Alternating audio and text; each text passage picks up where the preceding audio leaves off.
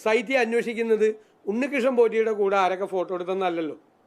ശബരിമലയിലെ സ്വർണം കവർച്ച ചെയ്തത് ആരാണ്, അത് എവിടെ കൊണ്ടുപോയിട്ടാണ് വിറ്റത്, ഏത് കോടീശ്വരനാണ് അവിടുത്തെ ദ്വാരപാലക ശില്പം കൊടുത്തത് തുടങ്ങിയ കാര്യങ്ങളാണ് അന്വേഷിക്കുന്നത്.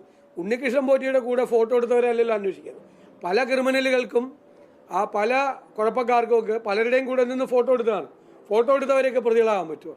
നാളെ ഏത് കേസിൽ ആര് പ്രതിയായാലും അവരുടെ കൂടെ ഫോട്ടോ എടുത്തവരൊക്കെ പ്രതികളാവോ?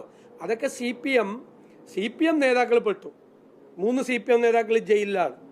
അടുത്ത CPM നേതാക്കന്മാർ, അതിനേക്കാൾ വലിയ നേതാക്കന്മാർ ജയിലിലേക്കുള്ള ക്യൂവിലാണ്. അതിന് ബാക്കിയുള്ളവരെ കൂടി ബന്ധപ്പെടുത്താൻ വേണ്ടിയിട്ട് നടത്തുന്ന വൃഥാശ്രമമാണ് മുഖ്യമന്ത്രി നടത്തുന്നത്. ഞങ്ങൾക്ക് മുഖ്യമന്ത്രിയോടുള്ള ചോദ്യം, അവരുടെ പാർട്ടിയോടുള്ള ചോദ്യം, അയ്യപ്പൻ്റെ സ്വർണം കവർന്നതിന് ജയിലിൽ കിടക്കുന്ന ആളുകൾക്കെതിരെ നിങ്ങൾ എന്തുകൊണ്ട് നടപടി സ്വീകരിക്കുന്നില്ല? അതാണ് ചോദ്യം.